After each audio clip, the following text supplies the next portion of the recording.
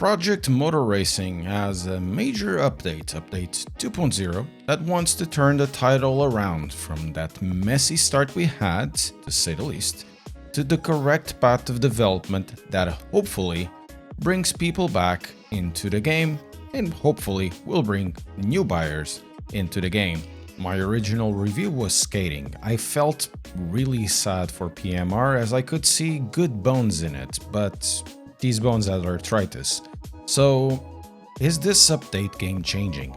Well, not so much as subscribing to the channel, but it can be surmised with, I mean, it's alright, like...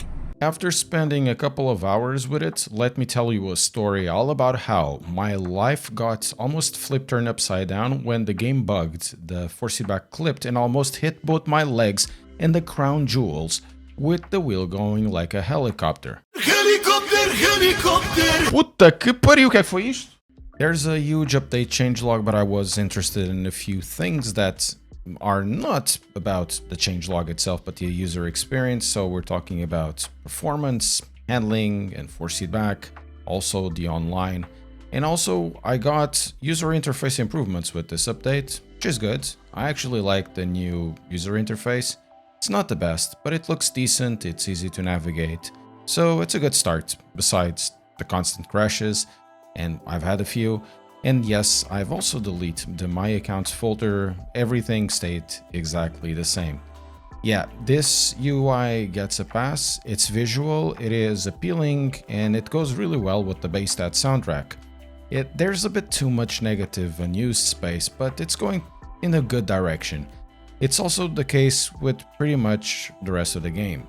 I have skipped many of the updates up from the start of the release of the game because simply I wasn't interested in the title after the state it came out. My thought process was, if I covered it, my frustrations would come again to the surface and it would just sound mean, and I don't think everybody wants to hear that. As this is a major update, let's go at it as detached as possible from that, which honestly, it isn't really that much detached.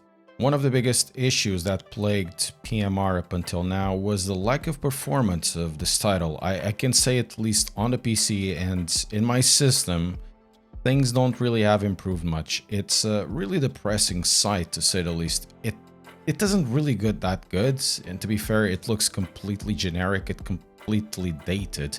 With these graphic settings getting middling performance, something like 60 to 90 FPS at 1440p, is not a good sign at all. Some tracks, like Monza, are worse than others. Norwich Life, believe it or not, was actually okay of all tracks. It's really weird, it should be one of the slowest one.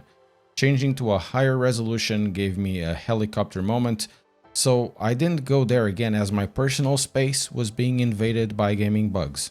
These performance issues are with a 9800 X3D, a 4070, and a 1440p resolution. So I get GPU utilization maxed out and CPU is around 30 to 50%. I suppose there's a lot to be done here in terms of optimization, if it can be done at all because of the engine they are running. But in another system, for example, like in Gamer Muscles one, it was getting 50% GPU utilization with the 1590. If you have NVIDIA cards, have a look at the NVIDIA app and change the DLSS model to recommended, or give it a go through the models. In my case, it felt more stable after leaving it in recommended, even if the performance uplift was close to zero. It's a good test and it just requires a little bit of time. But in short, it is still tragic performance, tragic optimization. Maybe some people will have better results out of this. The driving is then the most important bit to mention because, after all, is what we do in a racing title, and to be fair, at launch the game was a bit weird about it, with the clear difference between vintage cars and the modern stuff. It's very bipolar, or it was very bipolar. Over the course of the last few months, lots of updates came out. I didn't want to engage with PMR because I wanted to feel a big difference, and well, I can say this. Yeah, there is a big difference between launch and now. There is some uniformity to the physics logics. I'm not going to say that Project Motor Racing is the same racing title or Simcade or whatever, because that's for the experts to do in the comment section, so go below and leave me some comments. I do need the engagement. But it feels like there's no dysfunction between what is modern and what is vintage. Mind you, there are differences in driving and differences in the tires, the physics and whatnot, but the logic kind of feels coherent, like they were done in the same physics world, which wasn't the case before. For example, one of the issues that were before with the GT3 cars were that there was a sort of an on and off switch in the grip, and every time I went through the gear shifts, there was something like a lot of torque transmitting and the locking of the tires. It was really weird, it made it undrivable, and quite honestly, it sucked. This is resolved. I'm unsure if it was now or in this update or in previous ones, but I can say it finally feels there's some sort of logic in this. Don't expect the same type of handling available in Assetto Corsa Competizione, Le Mans Ultimate, iRacing or whatever. The handling characteristics are definitely more towards the handling of Project Cars series. It feels definitely very SETA heavy. There's lots of slip angle forgiveness through the grip stages of the tires, and even past the maximum slip. Once again, it's up to the comments to decide what is this, and they'll know about it 100%, I'm sure. Like it was with the launch, the more vintage cars are still a bag of fun, and continuing what I've said before, the GTO class is absolutely goated and felt really fun and interesting to drive, just like the NGT class. I guess that's the case really with the driving. The more vintage the car is, probably the less representation we get, so we don't get many comparison points, and also the data will be more sparse and more difficult to get. But once everybody gets the same class, the comparisons will be naturally drawn, but still we can compare the sounds, and the sounds, they continue to be generic. I would say though that the MX-5 and the Porsche Cup felt closer to what is available out there. I'm not going to say it's the same, but it felt somewhere in the same ballpark. They were rotatey. They felt like they like to be pushed to the limit, but after the edge, they can fall apart. And I mean, it's all right. So is the force feedback. I didn't have any issues with the force feedback. It didn't adjust anything. I didn't adjust anything, and it just felt fine, except that helicopter moment. I'm going to mention also AI. It was terrible in 1.0, and it's kind of meh here. They drive tough, they drive like bastards, and now, finally, they are aware of the driver. I think they are on sociopathic setting, but I'm unsure how to bring it down a couple of notches to top split hypercar difficulty to have the aggression right. Or maybe it's on that setting, I don't know.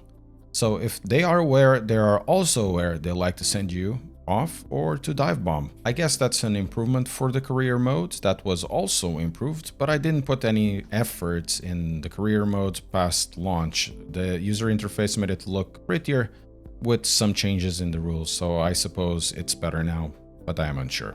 The last point is multiplayer, which is a ghost town. There was like 10 players at that moment when I tried it out. Well, with 10 people, I suppose it should work with no problems. I went to the session with reasonable netcode, I guess. There was no lag. Once again, 10 drivers. If there was any issues, I would be surprised. So let's go to the conclusions. Update 2.0 should have been, bare minimum, the start of the journey of what is Project Motor Racing. It does feel like something. It drives okay. It's not exceptional. It has a specific lane of drivers that it wants to hit. It has a laid-back sim racing title vibe as Project Cars did back in its day. Something that is actually missing nowadays. And like I've said in the review, it has a great scope. It doesn't feel like it's everywhere in terms of car selection. It's truly one of the games out there with the most rounded car roster and track selection. I'm unsure though that this will be enough to bring people back, because so much of the goodwill that could have been there has been burned through, either through PMR's own marketing or through some videos before launch that truly confused me, going to the point calling it a future classic just before launch. At this stage, it is in the right direction, but it needs so much more polish, especially with AI and performance. If you have PMR already, give it a go. Tell me in the comments what you think of it. If you want to buy it, as always, buy it at your own peril.